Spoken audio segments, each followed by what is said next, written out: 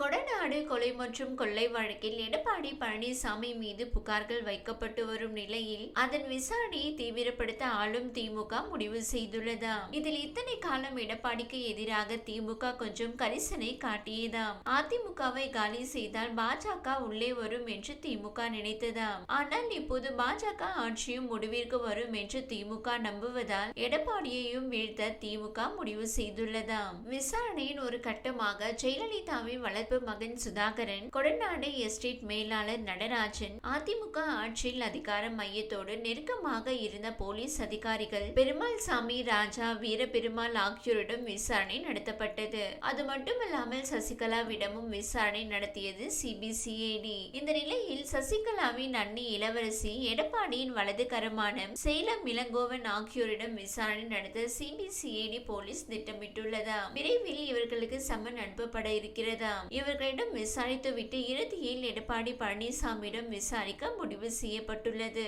அநேகமாக இந்த விசாரணை ஆகஸ்ட் 15க்கு முன்னதாக நடக்கலாம் என்று போலீஸ் தரப்பில் சொல்லப்படுகிறது. ஜெயலலிதா மரணத்திற்கு பின் கடந்த 2017 ஏப்ரல் 24 கொடநாட்டில் நடந்த கொள்ளை சம்பவத்தில் பல பொருட்கள், கோப்புகள் கொள்ளையடிக்கப்பட்டதாக கூறப்பட்டது. இதில் எஸ்டேட் காவலாளி ஓம் பகதூர் என்பவரும் கொள்ளையர்களால் கொல்லப்பட்டார். அதன் பின் கொள்ளையில் குற்றம் சாட்டப்பட்ட பலர் அடுத்தடுத்து மர்மமான முறையில் மரணமடைந்தனர். இந்த கொடநாடு மர்ம மரணங்கள் மற்றும் கொள்ளை பற்றி தமிழ்நாடு போலீஸ் 5 தனிப்படை அமைத்து விசாரித்து வந்தது.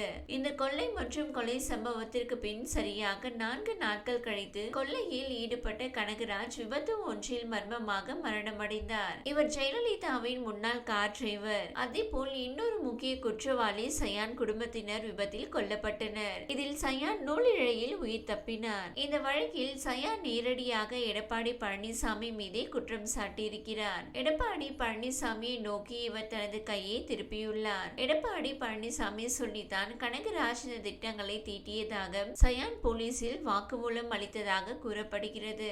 இப்படி வழக்கில் போக்கஸ் எடப்பாடி பக்கம் திரும்பியுள்ளது. இந்த நிலையில் தான் வழக்கு தற்போது சிபிசிஐடி வசம் சென்றுள்ளது குறிப்பிடத்தக்கது. கொடநாடு வழக்கில் ஜெயலலிதாவின் கார் ஓட்டுநர் கனகராஜின் சகோதரர் அளித்த பரபரப்பு பேட்டிதான் இப்போது எழுந்துள்ள பரபரப்பிற்கு காரணம் என்கிறார்கள் அதிமுகவில் விவரம் அறிந்தவர்கள். எனது தம்பி உயிரிழந்தது விபத்து அல்ல, திட்டமிட்ட கொலை. எடப்பாடி பழனிசாமியை விசாரிக்க வேண்டும் என்று ஜெயலலிதாவின் கார் ஓட்டுநர் கனகராஜின் சகோதரர் பரபரப்பு பேட்டி அளித்துள்ளார். கொடநாடு பங்களாவில் இருந்து எனது தம்பி கனகராஜ் 5 பெரிய பைகளை எடுத்து வந்தார். அதனுள்ளே ஏராளமான சொத்து ஆவணங்கள் இருந்தன.